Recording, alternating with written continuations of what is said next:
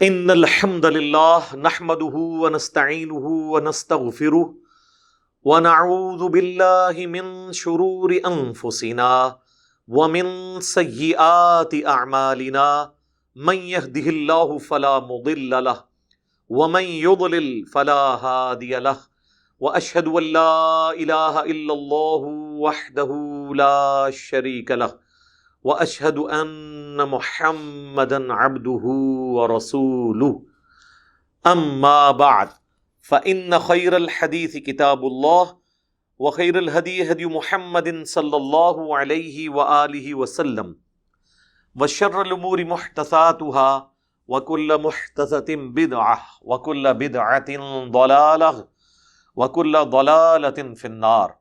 اعوذ باللہ السمیع العلیم من الشیطان الرجیم من ہمزہ ونفخہ ونفثہ بسم اللہ الرحمن الرحیم. رب اشرح لی صدری ویسر لی امری واحلل عقدۃ من لسانی یفقہوا قولی. بسم اللہ الرحمن الرحیم. ان اللہ وملائکتہ یصلون علی النبی یا ایہا الذین آمنوا صلوا علیہ وسلموا تسلیما. اللہم صل علی محمد وعلی آل محمد کما صلیت علی ابراہیم وعلی آل ابراہیم انک حمید مجید. اللہم بارک علی محمد وعلی آل محمد کما بارکت علی ابراہیم وعلی آل ابراہیم انک حمید مجید. اللہم ربنا آتنا فی الدنیا حسنہ وفی الآخرۃ حسنۃ وقنا عذاب النار. ربنا آتنا من لدنک رحمہ وہیئ لنا من امرنا رشدا. لا الہ الا انت سبحانک انی کنت من الظالمین. الحمدللہ آج قرآن کلاس نمبر 89 کی اسٹوڈیو ریکارڈنگ ہونے جا رہی ہے 22 اگست 2021. سورۃ المائدہ کی آیت نمبر 4 سے انشاءاللہ سٹارٹ لیں گے. اعوذ باللہ من الشیطان الرجیم بسم اللہ الرحمن الرحیم. یسألونک ماذا احل لہم. اے نبی یہ آپ سے پوچھتے ہیں کہ کون سی چیزیں ان کے لیے اللہ نے حلال کی ہیں. قل احل لکم الطیبات. آپ فرما دیجئے کہ تمام پاکیزہ چیزیں تمہارے لیے حلال کر دی گئی ہیں. یہ جنرل رول ہے کہ جتنی پاکیزہ چیزیں ہیں وہ حلال ہیں. کچھ تو تفصیلات پیچھے گزر چکی ہیں.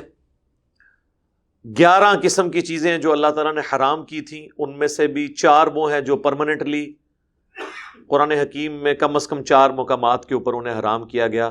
مردار، بہتا ہوا لہو، خنزیر کا گوشت اور وہ حلال جانور بھی جس کے ذبح کے وقت غیر اللہ کا نام لیا جائے. اور اس کے علاوہ 7 اور تھے کہ کوئی جانور گر کے مر جائے، چوٹ لگنے سے مر جائے، صدمے سے مر جائے، گلا گھونٹنے سے مار دیا جائے، یعنی جس کو ذبح نہ کیا گیا ہو. وہ ساری تفصیلات. اسی طریقے سے بتوں کے تھانوں پہ جو جانور ذبح کیے جاتے ہیں ان ساری کی تفصیلات پچھلی دفعہ آئی تھی. اس میں خنزیر کے گوشت کے حوالے سے اس لیے یہ بات آئی کہ ویسے تو شروع میں اس صورت کے آیا تھا کہ بہیمت الانام سب کے سب حلال ہیں، یعنی بے زبان مویشی. بے زبان مویشی وہ ہیں جو سبزی خور ہیں. ہاربیورس کہتے ہیں جی ان کو. کارنیورس اور ہاربیورس اور اومنیورس بھی ہوتے ہیں. اومنیورس جو سبزی خور بھی ہیں اور گوشت خور بھی.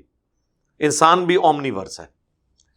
لیکن سور ایک ایسا جانور ہے خنزیر، یہ بھی اومنیورس ہے. سبزی خور تو ہے بکری کی طرح، گائے کی طرح، لیکن ساتھ یہ گوشت خور بھی ہے. تو اب یہ چیز مکس ہوگی کہ یہ درندے میں آتا ہے یا بہیمت الانام میں آتا ہے. تو وہ اللہ تعالیٰ نے کلیئر کر دیا کہ اسے درندے میں شمار کیا جائے گا. خنزیر حرام ہے. لیکن باقی جتنے سبزی خور جانور ہیں جو بہیمت الانام ہے، چاہے قرآن میں ان کا ذکر نہیں ہے، جس طرح بھینس ہے وہ گائے کے حکم میں داخل ہے، ہرن بھی، زرافہ بھی، نیل گائے، جنگلی گدھا، یہ سب کے سب حلال ہیں۔ بخاری مسلم میں حدیث ہے، نبی علیہ السلام نے غزوہ خیبر کے موقع کے اوپر پالتو گدوں کے گوشت کو حرام فرما دیا اور گھوڑے کے گوشت کی اجازت دے دی۔ گھوڑا حلال ہے۔ انڈیا پاکستان میں گھوڑا عموماً کھایا نہیں جاتا۔ ٹرکی کے اندر حالانکہ اکثریت حنفیوں کی ہے، یعنی آپ سمجھ لیں پاکستان میں اگر آپ ریشو پروپورشن کیلکولیٹ کریں نا، حنفی ورسز اہل تشیع اور اہل حدیث، اس اعتبار سے وہاں پہ 95% سے زیادہ حنفی ہیں، شیعہ بہت تھوڑے ہیں۔ لیکن ہر بڑے ہوٹل میں آپ کو گھوڑے کے کباب، کڑھائی، تکے، یہ سب کچھ ملے گا۔ اب یہاں کے حنفیوں سے پوچھے کہ آپ کو کیا تکلیف ہے، وہ کہیں گے جی ہمارے نزدیک بھی حلال ہے۔ یہ وہی ہے کہ بات تو سچ ہے مگر بات ہے رسوائی کی۔ اب صدیوں سے ہمیں ان کو پٹی پڑھائی ہوئی تھی، مکروہ ہے۔ اب وہ اگر امام حنیفہ نے کبھی فتویٰ دے دیا اس وجہ سے کہ گھوڑا چونکہ جہاد میں استعمال ہوتا ہے، زیادہ تعداد میں گھوڑے ذبح ہوں گے تو آپ کے لیے اویلیبل نہیں، تو اب تو میرے بھائی اتنا گھوڑا تو استعمال نہیں ہوتا جہاد کے اندر، تو اب یہ فتوے ظاہر پرانے ہو گئے۔ اب یہ کیسے مان لیں کہ بزرگوں کے فتوے پرانے ہو گئے ہیں؟ نبی علیہ السلام کو انہوں نے 150 سال بعد مان لیا کہ دین پرانا ہو گیا، اور اماموں کو تکمیل کرنی پڑی، اور اماموں کو گزرے ہوئے 1200-1300 سال گزر گئے ہیں، ان کے دین کو پرانا ہوتے ہوئے نہیں مان رہی ہے۔ اس سے مراد میں جدید فقہی احکام و مسائل کہہ رہا ہوں، ویسے تو نبی علیہ السلام دین مکمل کر گئے۔ وہ تو آج کے دور میں اب کینگرو حلال ہے یا حرام، یہ تو امام حنیفہ، امام شافعی، احمد بن حنبل، امام مالک کو پتہ ہی نہیں ہے، انہوں نے تو کینگرو کا نام بھی نہیں سنا ہوا۔ لیکن آج ہم بتا سکتے ہیں بہیمۃ الانعام میں آتا ہے، وہ گوشت خور نہیں ہے، سبزی خور ہے، تو وہ حلال ہے۔ اس آیت کے تحت حلال ہے کہ تمام چیزیں۔ اسی طریقے سے سورۃ الانعام میں اور سورۃ الاعراف میں غالباً یہ آیت آتی ہے کہ مت کہہ دیا کرو کہ یہ چیز حرام ہے، یہ حلال ہے، اپنی زبانوں کو موڑتے ہوئے خاموشی اختیار کرو۔ ہر بات کے اوپر یہ کہہ دینا حرام ہے نہیں، ہر چیز اپنی اصل میں حلال ہے جب تک کہ اسے اللہ حرام نہ کر دے۔ اس کے لیے کچھ جنرل رولز ہیں، جس طرح صحیح مسلم میں حدیث ہے کہ تمام درندے جو ہیں، چاہے وہ چرندوں میں ہو یا پرندوں میں ہو، چرنے والے جانوروں میں یعنی جو زمین سے کھاتے ہیں ان میں ہو درندے، چاہے وہ اڑنے والے جانوروں میں درندے ہوں، صحیح مسلم میں یہ سب کے سب حرام ہے۔ اب اڑنے والوں میں کون سے درندے ہیں؟ کوا، چیل، یعنی جتنے گوشت خور ہیں، باز، گدھ، ایگل، عقاب، یہ سب کے سب۔ اور زمین میں جو ہیں ریچھ، کتا، شیر، یہ سب کے سب حرام ہے، یہ گوشت خور ہیں، درندے ہیں۔ خنزیر ایک ایسا آپ سمجھ لیں سبزی خور ہے جو درندہ بھی ہے، اس حوالے سے کہ وہ گوشت خور بھی ہے۔ اس کے بارے میں قرآن نے کلیئر کر دیا کہ یہ سبزی خور تو ہے اگرچہ، لیکن یہ حرام ہے اور اس کا گوشت حرام ہے، اور جب گوشت حرام ہے تو اس کے گوشت کا کاروبار کرنا بھی حرام ہے۔ لیکن افسوس کے ساتھ امریکہ میں، یورپ میں کئی مسلمان ہیں جو خنزیر کا گوشت سپلائی کرتے ہیں اور کہتے ہیں کہ جی ہم اس کی تجارت کر رہے ہیں، خود نہیں کھاتے۔ تو جو چیزیں اللہ تعالیٰ نے ان کو اس حوالے سے حرام کیا ہے ان کی تجارت بھی آپ نہیں کر سکتے۔ وہ کہتے ہیں نہیں جی دیکھیں گدھا ہے، اس کا گوشت بھی تو حرام ہے تو اس کی تجارت تو جائز ہے۔ بھائی وہ اس لیے جائز ہے کہ گدھا گوشت کے لیے تجارت نہیں اس کی جاتی تھی، گدھا سواری کے طور پہ استعمال ہوتا تھا۔ گدھے کے دو یوز ہیں، گوشت جو آپ کو ہوٹلوں میں کھلا رہے ہیں وہ اگرچہ حرام ہے، اور دوسرا ہے اس پہ سواری کرنا۔ تو سواری تو نبی علیہ السلام نے کی ہے، صحابہ نے کی ہے، اس لیے گدھے کا کاروبار جائز ہے۔ اس کے گوشت کا کاروبار بھی حرام ہوگا، صرف اس کو زندہ گدھا آپ بیچ سکتے ہیں۔ خنزیر نہ زندہ بیچ سکتے ہیں نہ اس کا گوشت، کیونکہ خنزیر تو اس سواری کے لیے استعمال نہیں ہوتا، اس پہ آپ سواری کیا، وہ تو آپ کو مار بھی سکتا ہے، اتنا خطرناک جانور ہے، اتنا طاقتور جانور ہے، وہ آپ سمجھ لیں ایک قسم کا درندہ ہی ہے، اس کی ٹکر سے بندے مر جاتے ہیں۔ تو یہ اللہ تعالیٰ نے اس حوالے سے کلیئر کیا ہے۔ باقی مشکات المصابیح میں آپ کو دوسری جلد کے اندر نا حلال و حرام کے حوالے سے یہ جو جتنے شکار ہیں، کون سے جانور حلال ہیں، بڑی ڈیٹیل کے ساتھ آپ کو حدیث ایک چیپٹر کے اندر مل جائیں گی، اس میں آپ کو یہ ساری حدیث پتہ چل جائیں گی۔ لیکن جو ہمارے زندگی سے تعلق رکھنے والے جتنے جانور ہیں میں نے ان کا آپ کو بتا دیا کہ وہ سب کے سب حلال ہیں، سوائے چند باتوں کے جو میں نے بتائی کہ گدھا حرام ہے، خنزیر حرام ہے، اور درندے حرام ہیں. اگر آپ پوچھیں زیبرا، تو زیبرا بھی ظاہر گوشت خور نہیں ہے. وہ جنگلی گدھا ہے، وہ حلال ہے. وہ یہ والا گدھا نہیں ہے، جنگلی گدھا ہے. نیل گائے حلال ہے. مار خور تو وہ بھی بہیمت الانعام میں آتا ہے، بکرے کی ایک فارم ہے، اس کا کھر بھی کٹا ہوا ہوتا ہے. بڑی نشانی ہے. اچھا، اگلے دن نا، کچھ عرصہ پہلے کی بات ہے، میں زرافے کے اوپر غور کر رہا تھا کہ زرافہ جو ہے یہ حلال ہے یا حرام ہے. تو میں نے اپنی وائف سے پوچھا کہ یہ زرافہ جو ہے اس کا وہ جو اس کے پاؤں کا کھر جو ہے وہ کٹا ہوا ہوتا ہے یا گھوڑے کی طرح ہوتا ہے؟ کیونکہ اگر کٹا ہو تو پھر مسئلہ ہی حل. اونٹ کا بھی کٹا ہوا ہے، گائے کا بھی، بھینس کا بھی، بکری کا بھی، دمبے کا بھی. اس نے کہا میں نے تو کبھی غور ہی نہیں کیا اس کے اوپر. تو مجھے کہنے لگی ہمارے پاس ایک ماڈل پڑا ہوا ہے، ماڈل میں دیکھا تو اس کے کھر کٹے ہوئے تھے. میں نے کہا نہیں ہو سکتا ہے ماڈل غلط ہو. پھر میں نے جا کے یوٹیوب پہ اس کی ویڈیوز اور وہ ساری چیزیں دیکھی. یہ پچھلے سال کی بات ہے کہ میں نے پھر زرافے کے اوپر ایک وہ ریکارڈنگ بھی کروائی تھی کہ یہ سبزی خور ہے. اب امام حنیفہ کو تو زرافے کا نہیں پتا، انہوں تک زرافے کو نہیں لکھا. یہ کہتے ہیں نا جی بتائیں قرآن و حدیث میں بھینس کہاں لکھی ہوئی ہے، آپ بتائیں فقہ حنفی میں زرافہ کہاں لکھا ہوا ہے. اگر اس کی بنیاد پہ آپ نے قرآن و حدیث کو نیچا کر کے اپنے اماموں کو اوپر کرنا ہے تو پھر ان سے اوپر تو میں ہو گیا. میں تو اس سے بھی اگلا ورژن، میں نے زرافے کی بات کی ہے. آپ فقہ حنفی میں جب تک امام حنیفہ سے زرافے اور کینگرو کا نہیں بتاتے نا تو ہم تو نہیں مانیں گے. اور میں نے بتا دیا تو آپ نے ان کو چھوڑ کے میرے مقلد ہو جانا ہے. یہ میں نے for the sake of argument ایک تفنن کے طور پہ بات کی. اجتہاد اسلام کی خوبصورتی ہے، یہ قیامت تک جاری ہے. اور دیکھ لیں اس میں ہے کہ تمام پاکیزہ چیزیں حلال ہیں.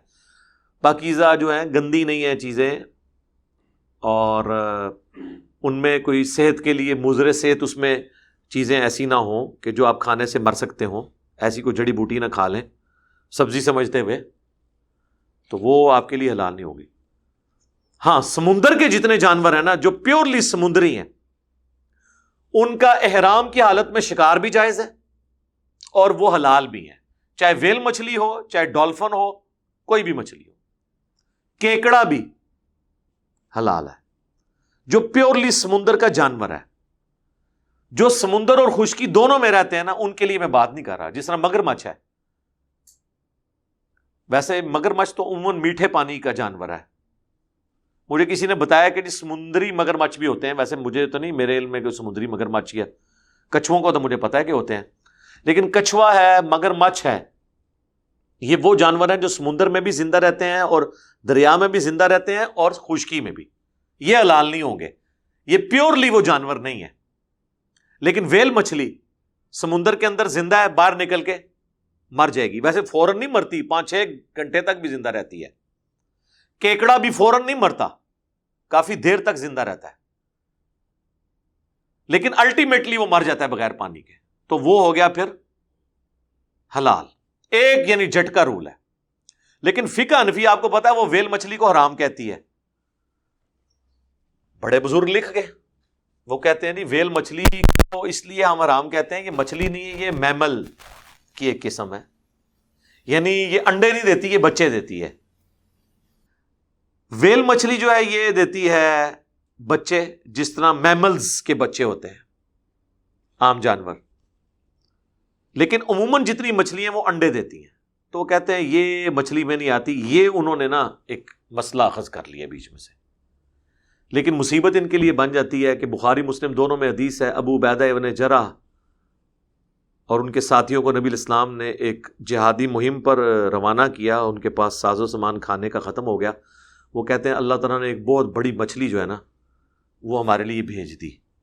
سمندر سے وہ آ کے گر گئی کنارے پہ. وہ مرزانہ طور پہ بھی ہو سکتی ہے اور ایک نیچرل پروسیس بھی ہو سکتا ہے. ویسے بھی کبھی کبھار وہ سمندر اگل دیتا ہے مچھلیاں اس طرح کی. لیکن چونکہ بزرگوں کی بات ہے ہم اسے کرامت ہی مان لیتے ہیں. بہرحال جب بھی کوئی ایسی غیبی مدد آئے تو اسے اللہ کی طرف ہی منسوب کرنا چاہیے. تو وہ صحابی کہتے ہیں ہم 15 دن تک اس کا وہ گوشت کھاتے رہے، اتنے سارا ہمارا قافلہ تھا.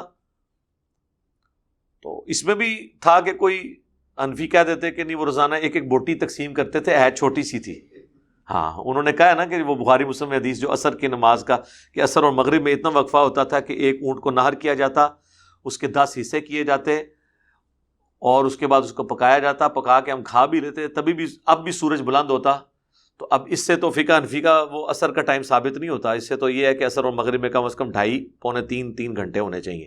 تو انہوں نے کہا کہ ہو سکتا ہے، وہ غلام سعیدی صاحب نے شرح مسلم میں، کہ ایک سے زیادہ ماہر قصاب اور باورچی شریک ہو کے وہ پکاتے ہوں. تو اس طرح اس میں بھی وہ کر سکتے تھے، لیکن اللہ کا شکر ہے مسئلہ حل کیا. اس حدیث میں آگے الفاظ ہیں کہ اینڈ پہ حضرت ابو عبیدہ نے کہا کہ اس کا وہ جو اندر سے ہڈیاں نکلی ہیں نا، تو ڈھانچہ، تو ان کو جوڑو. وہ جس طرح وہ پسلی ہوتی ہے نا، آپ کو پتا نا یوں پوری نکل آتی ہے نا فش کی جو بون ہوتی ہے، تو انہوں نے جب اس کی وہ 2 پسلیاں یوں جوڑی نا، تو وہ کہتے ہیں، بخاری مسلم کے الفاظ ہیں کہ ایک اونٹ سوار جو تھا نا وہ اس کے نیچے سے گزر جاتا تھا، اتنا وہ اونچی اس کی ہائٹ تھی.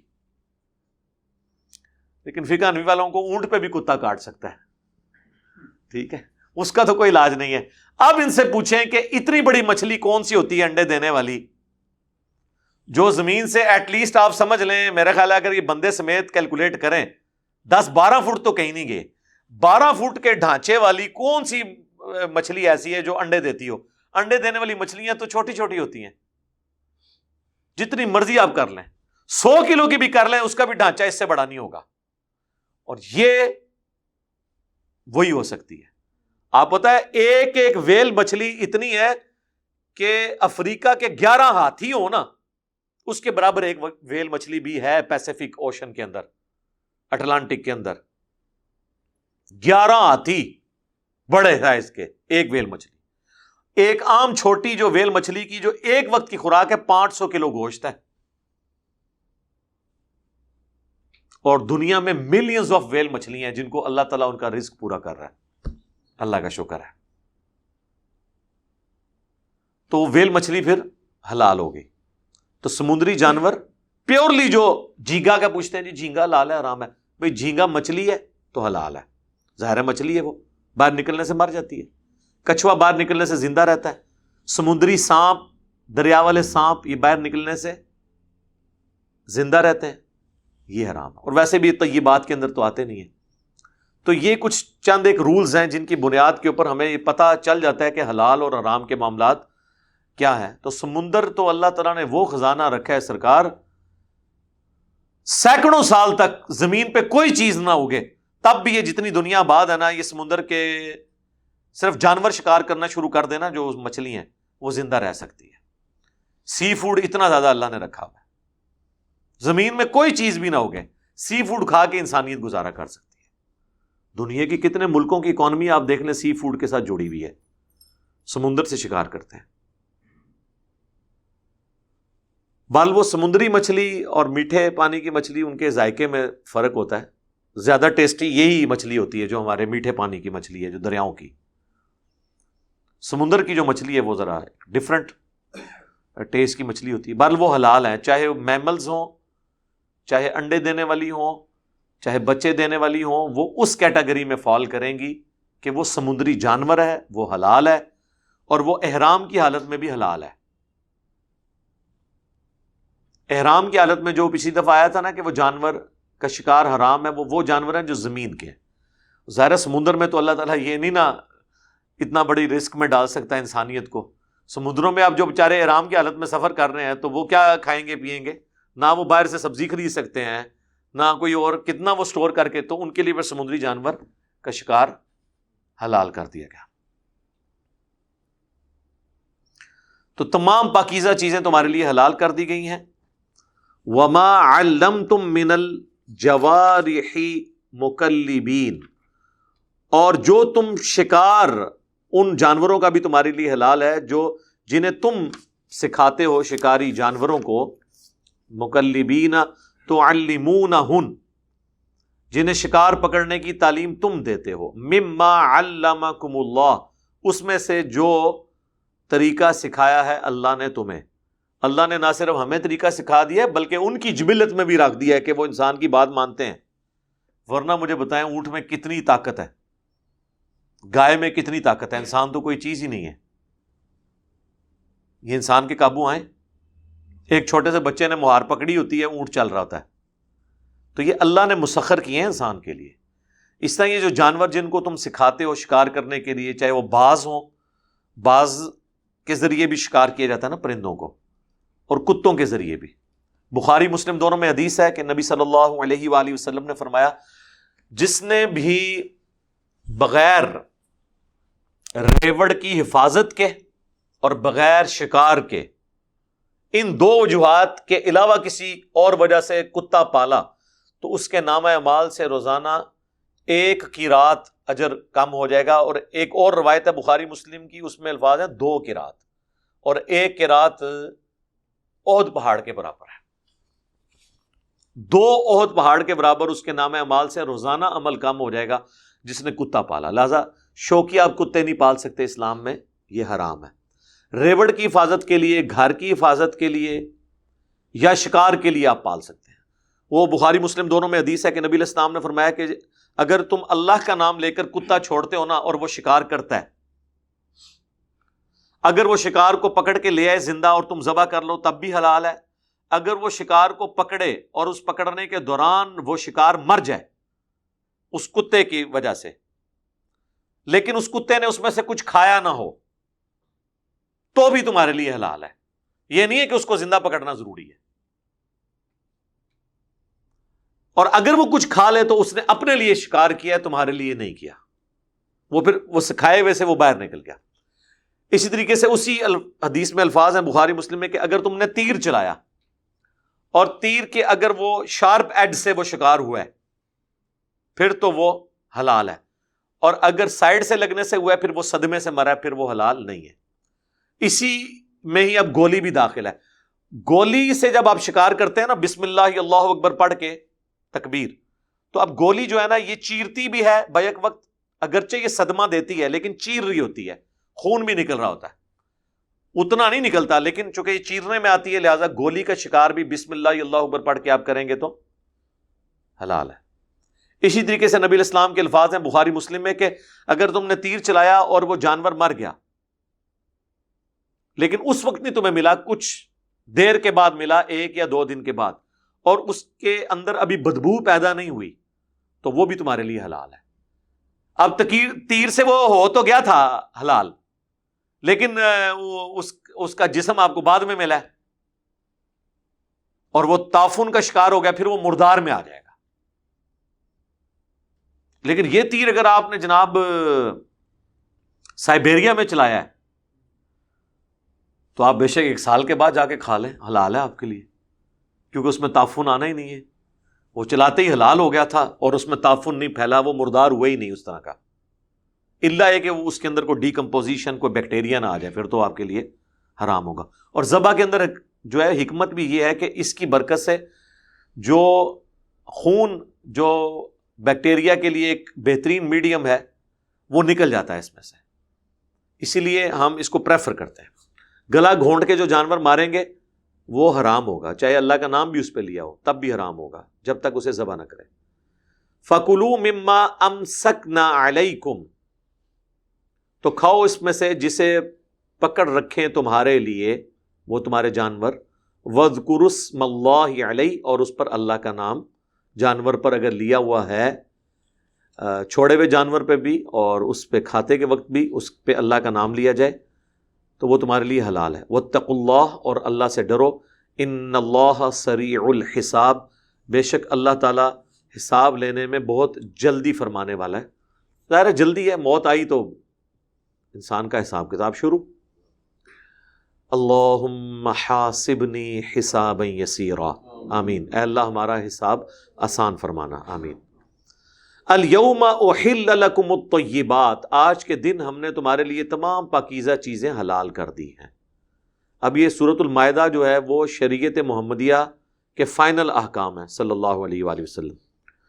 وطعام الذین اوتوا الکتاب حل لکم، اور اہل کتاب کا کھانا بھی تمہارے لیے حلال کر دیا، یعنی اہل کتاب اگر حلال کھانا لے آئیں تو اس چکر میں نہیں پڑنا کہ ان کے برتنوں میں ہے اور یہ ہے وہ حلال ہے، اور اگر جانور بھی لے آئے ہیں اور اللہ کے نام پہ انہوں نے ذبح کیا وہ بھی حلال ہے۔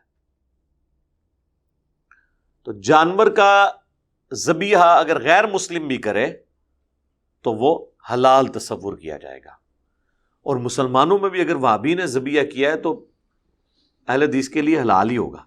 اگر اہل حدیث نے کیا تو وہابیوں کے لیے حلال ہی ہوگا جب غیر مسلموں کا ہے. لیکن مسئلہ اس وقت ہوتا ہے جب اعلیٰ حضرت کہتے ہیں احکام شریعت میں کہ وہابی، دیوبندی اور اہل حدیث اگر 1,00,000 دفعہ بھی اللہ کا نام لیں تو جانور مردار ہی رہے گا. البتہ یہود و نصارہ اور قادیانیوں کا ان کے ساتھ ذکر کیا، یہود و نصارہ کو علیحدہ کیا، ان کا ذبیحہ جو ہے وہ حلال ہے، لیکن قادیانیوں کا اور اہل حدیث کا، دیوبند کا حرام ہے. تو اس کا تو میرے پاس کوئی علاج نہیں ہے. وَطَعَامُكُمْ حِلٌّ لَّهُمْ، اور تمہارا کھانا ان کے لیے حلال ہے.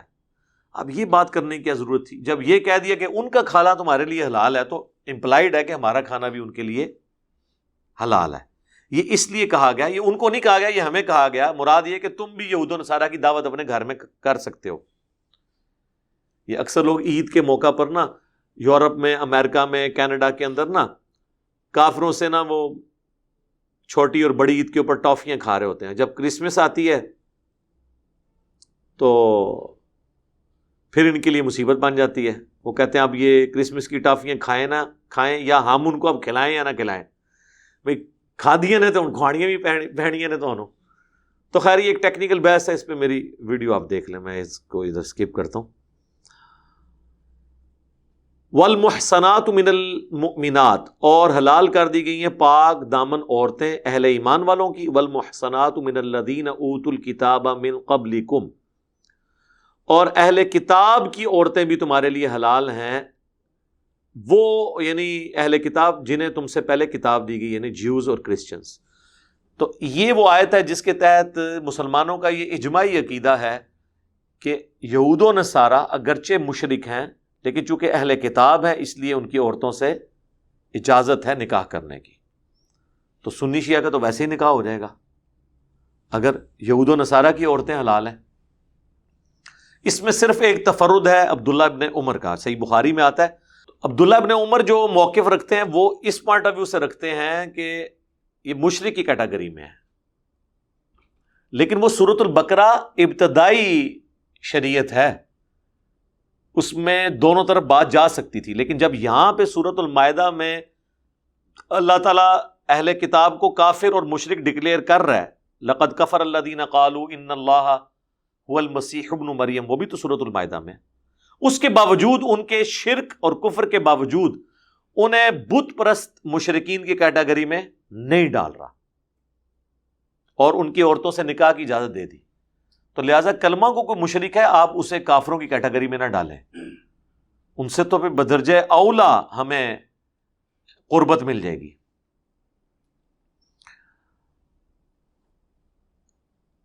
لیکن یہ ساتھ شرط لگا دی ہے، اذ آتیتموہن اجورہن، اگر تم نے انہیں حق مہر دیا ہے ان کا، محسنین پاک باز بننے کے لیے، غیر مصافحین بدکاری کے لیے نہیں، ولا متخذی اخدان اور نہ چھپی دوستی کرنے کے لیے، صرف شہوت رانی کے لیے اہل کتاب کی عورتوں سے، یا آج کے دور میں آپ کہہ سکتے ہیں انگلینڈ کی نیشنلٹی کے لیے نہ شادی کرو، بلکہ جنرلی اس کو بیوی بنا کے رکھنا چاہتے ہو تو شادی ہوگی.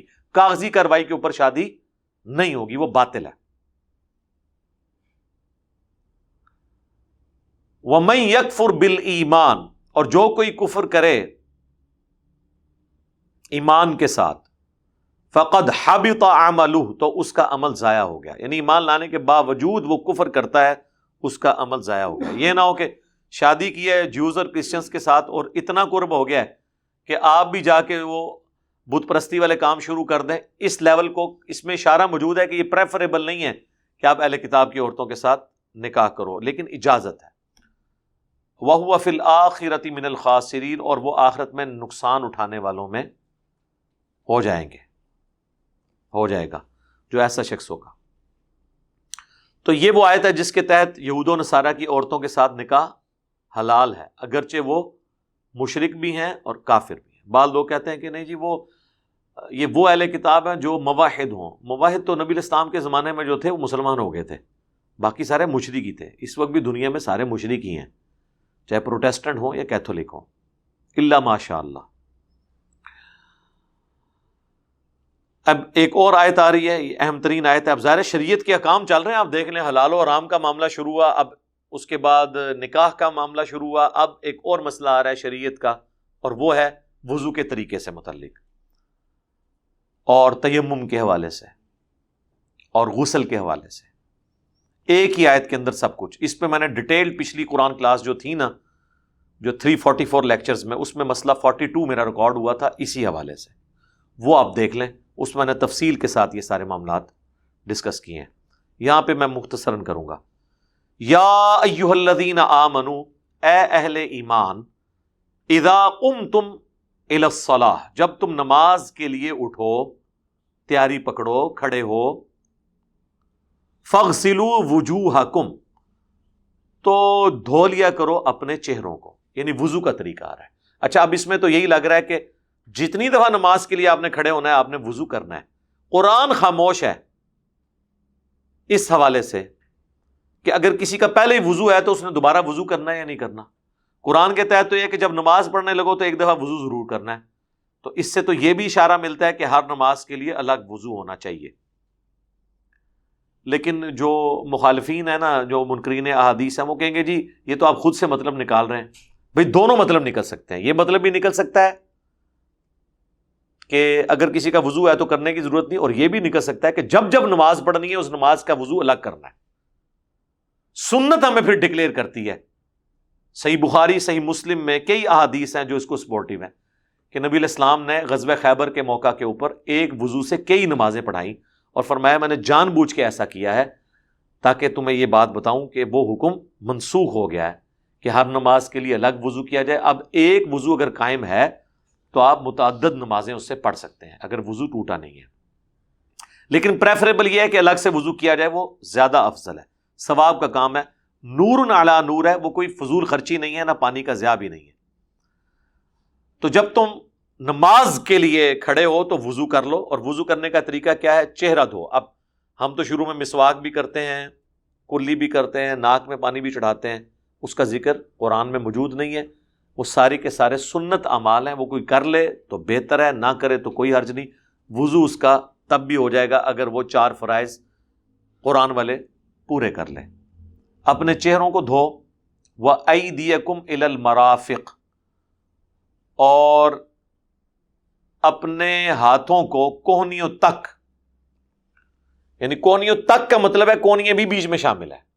جب تک بات ہوتی ہے تو وہ چیز شامل ہوتی ہے بیچ میں. کوہنیوں تک یہ نہیں بتایا 1 دفعہ 2 دفعہ 3 دفعہ. وہ بخاری مسلم میں آتا ہے 1 دفعہ بھی سنت ہے، 2 دفعہ بھی سنت ہے، 3 دفعہ بھی سنت ہے.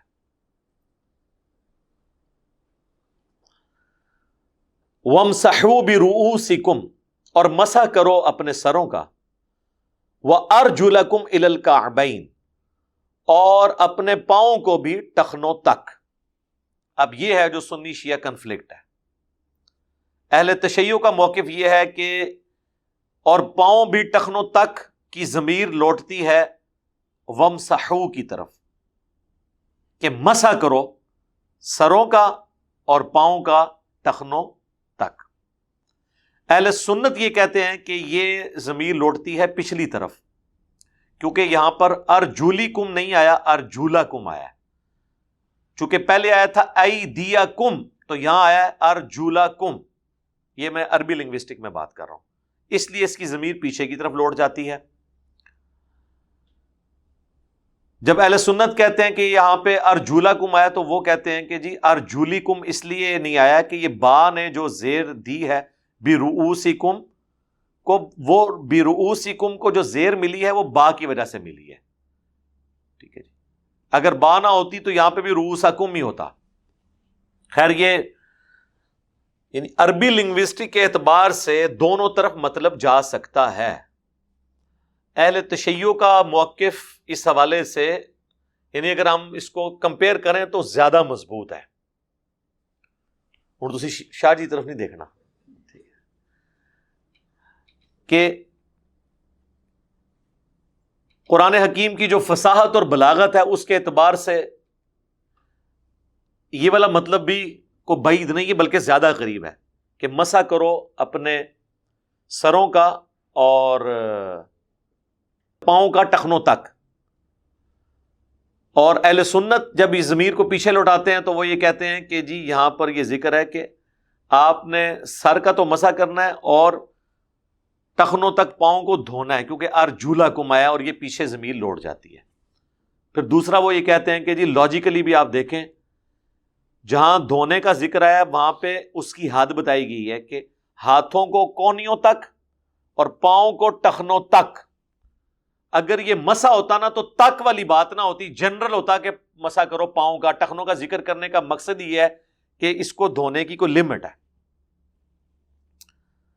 تو جب وہ یہ بات کرتے ہیں وہ کہتے ہیں اچھا پھر آ جاؤ جناب مدان، اگر آپ کی یہی لاجک ہے تو پھر وہ کہتے ہیں ہماری لاجک یہ ہے کہ اسی آیت میں آگے چل کے جو تیمم کا طریقہ آ رہا ہے، نہ پاؤں کا مسح ہے اور نہ سر کا، اور وہ کہتے ہیں اس کے پیچھے لاجک یہ ہے کہ وضو میں جو اعضاء دھونے ہوتے ہیں ان کا مسح ہوتا ہے تیمم میں، اور وضو میں جو اعضاء مسح کیے جاتے ہیں وہ تیمم میں ہوتے ہی نہیں ہیں۔ کیسی لاجک ہے؟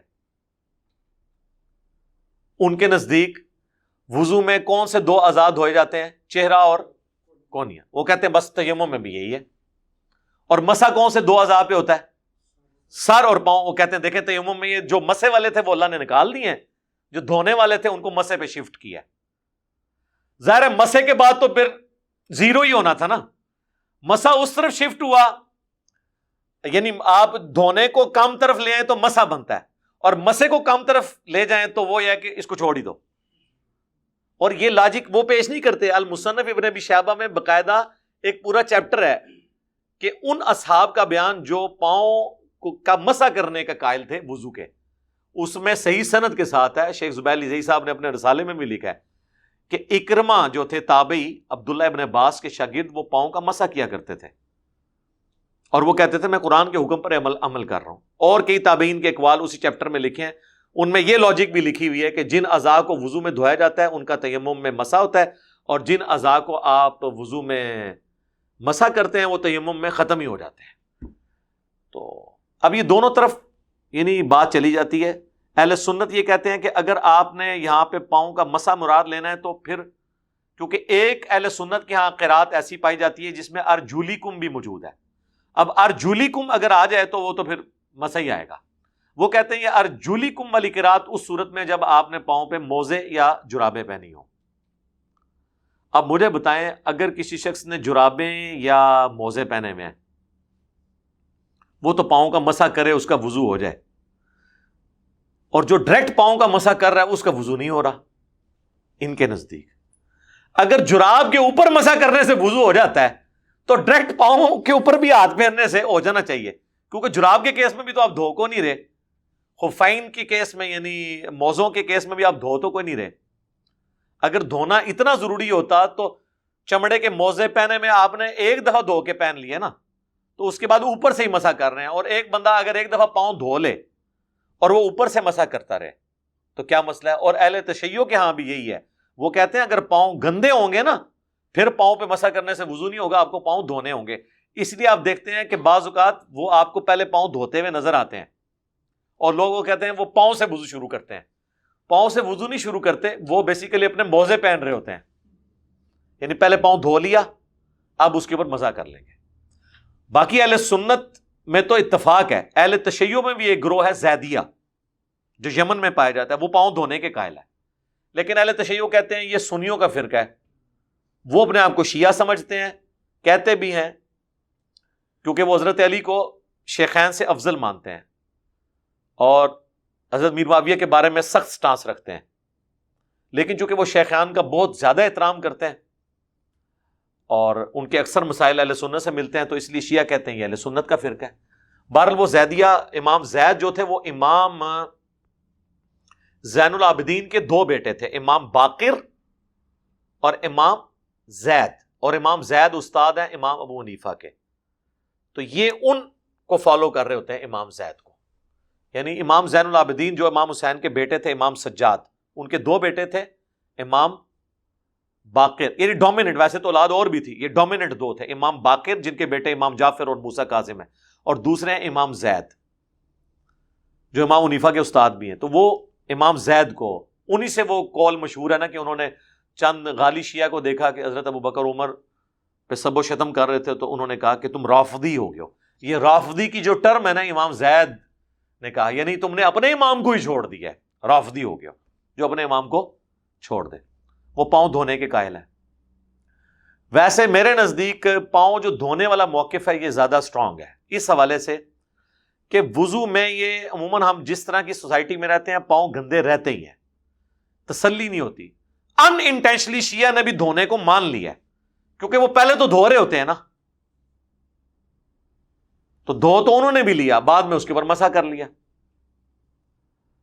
باقی اگر پاؤں صاف ہو اور کوئی پاؤں کے اوپر مسح کر لیتا ہے تو ہم تو جراب اور چمڑے کے موزوں دونوں پہ قائل ہیں مسح کرنے کے، اس میں میری ویڈیوز ریکارڈڈ ہے۔ تو ڈائریکٹ بھی اگر پاؤں پہ کو مسح کر لیتا ہے تو اس کا وضو درست ہے۔ عبداللہ ابن عباس کے شاگرد اکرمہ، ان سے زیادہ اب کون قرآن جانتا ہے، اور اہل سنت کی کتاب ہے المصنف ابن ابی شیبہ۔ لیکن بعض لوگ نا وہ حدیث لے آتے ہیں بخاری مسلم سے، وہ کہتے ہیں بخاری مسلم میں حدیث ہے ایک سفر کے دوران ایڑیاں خشک رہ گئی تھیں اصحاب کی نا، تو نبی الاسلام نے کہا کہ ایڑیوں کی وجہ سے عذاب دیا جائے گا۔ اہل تشیع تو کہتے ہیں یہ حدیث فیبریکیٹڈ ہے کیونکہ قرآن کے خلاف ہے۔ وہ کہتے ہیں کہ حضرت عثمان غنی کے دور میں وضو کا طریقہ بدلا گیا، پہلے وضو کا طریقہ وہی چلتا تھا۔ میں اس حدیث کی تعویل کرتا ہوں کہ سفر کے دوران جو بندہ ریگستان کے سفر میں ہے اور وہ وضو کرنے لگا تو اس کو پاؤں دھونے چاہیے، ایڑیاں اس کی خشک نہیں ہونی چاہیے، کیونکہ اس کے تو پاؤں گندے ہیں۔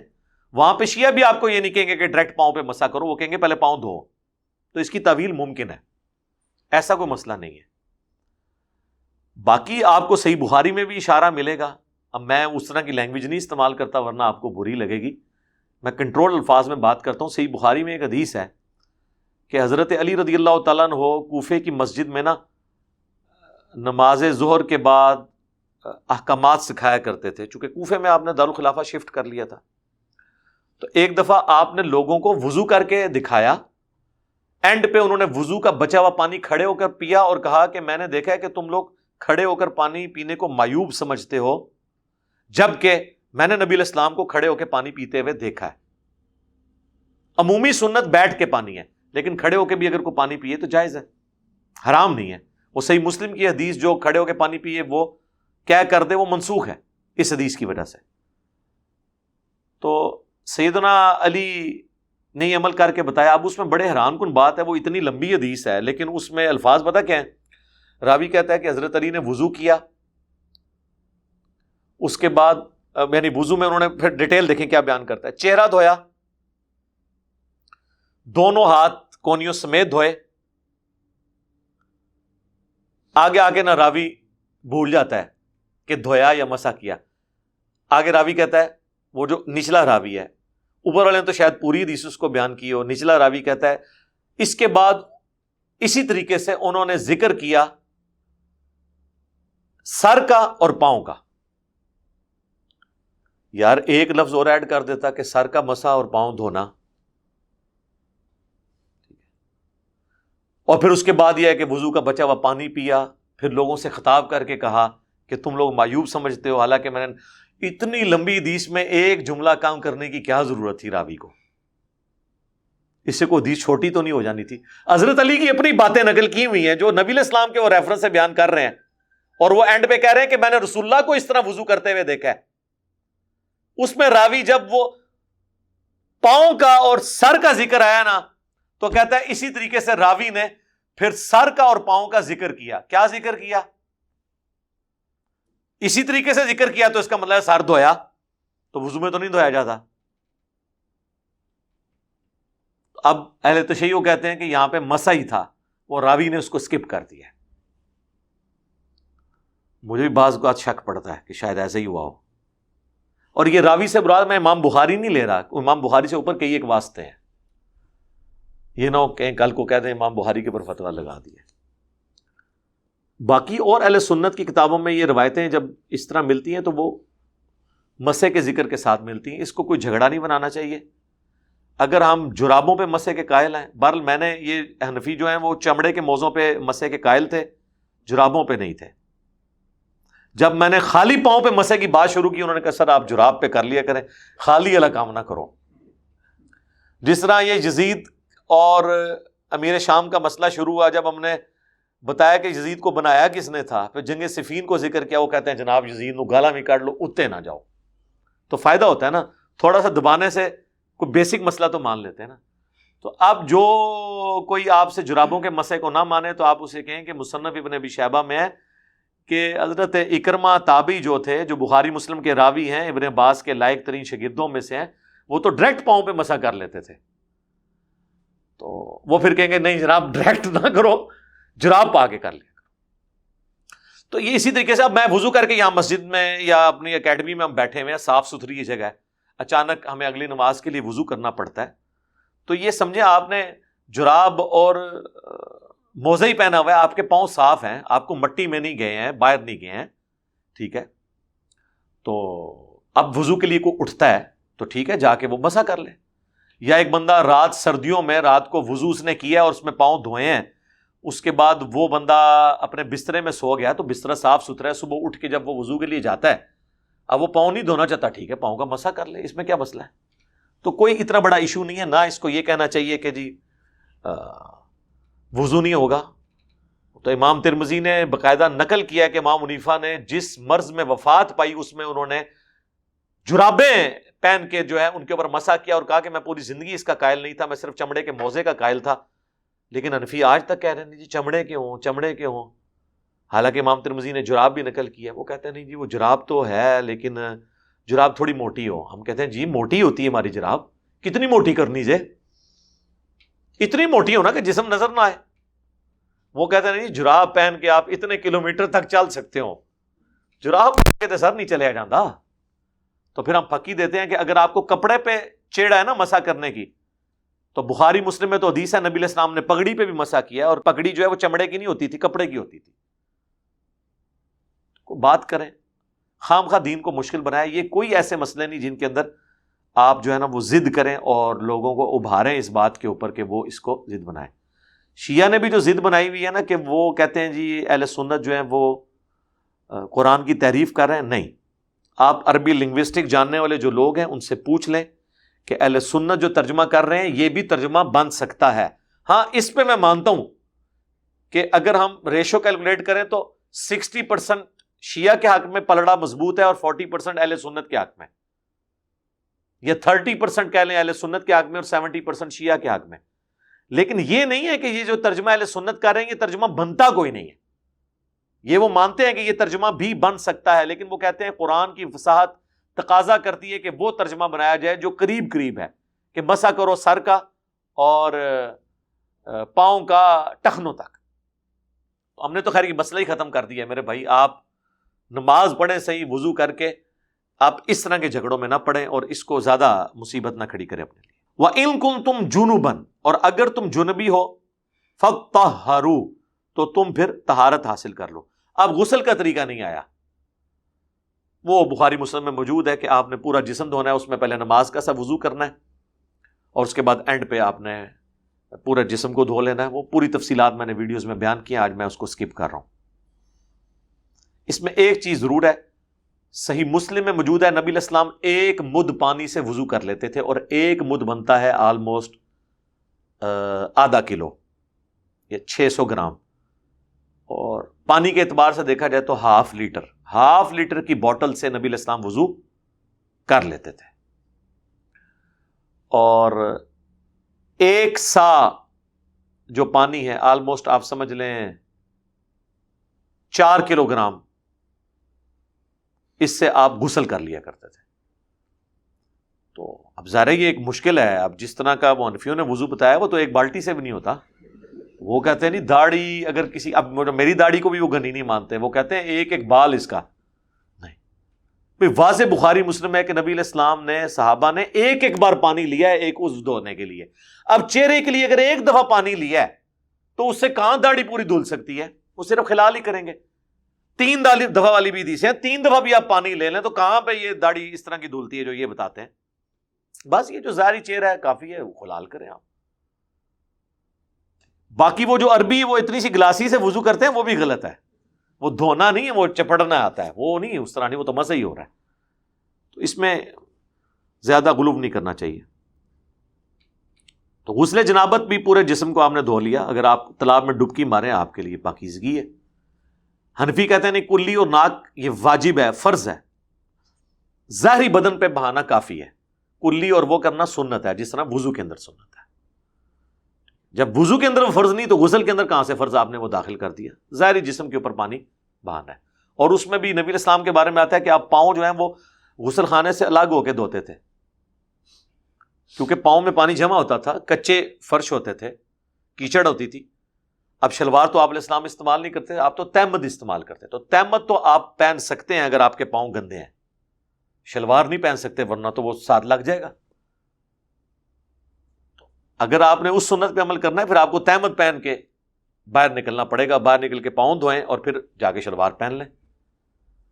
اور ویسے ہمارے جو ٹوائلٹس ہیں اس میں تو نیچے گندگی جمع ہی نہیں ہوتی، ٹائلیں لگی ہوتی ہیں، پانی ویسے ہی بہہ جاتا ہے، وہ پاک ہی ہوتا ہے، تو اس میں کوئی اتنا ایشو نہیں ہے۔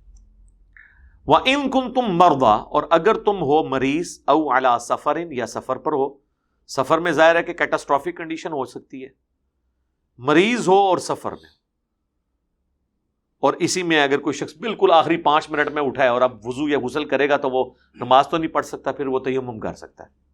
مریض ہے تو پانی سے تکلیف بڑھنے کا اندیشہ ہے، جس طرح ابو داؤد میں، ابن ماجہ میں حدیث ہے، ایک صحابی کو سر میں زخم لگا، وہ جنبی ہو گیا، تو صحابہ سے اس نے مشورہ کیا تو انہوں نے کہا نہیں نہیں تو غسل اتار، وہ بیچارہ نہایا اور فوت ہو گیا۔ اور نبی علیہ السلام کے پاس شکایت ہے، آپ نے کہا تم نے بندہ مار دیا یار، اگر تمہیں علم نہیں تھا تو کسی سے پوچھ لیتے، یہ تیمم کر لیتا۔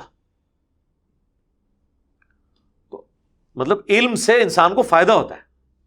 اس طریقے سے بخاری مسلم میں آتا ہے کہ ایک صحابی تھے، ان پہ غسل فرض ہوا تو وہ مٹی میں اپنے آپ کو لوٹ پوٹ کر رہے تھے، تو آپ نے فرمایا کہ پورے جسم کے اوپر کوئی مسح کرنا ضروری نہیں ہے، جو وضو کے لیے مسح ہے نا وہی آپ تیمم کے لیے کر لیں، تیمم کر لیں غسل کے لیے، تو آپ کا پورا غسل اتر جائے گا، پورے جسم پہ نہیں کرنا، بس وہی چہرہ اور ہاتھ، بس ختم۔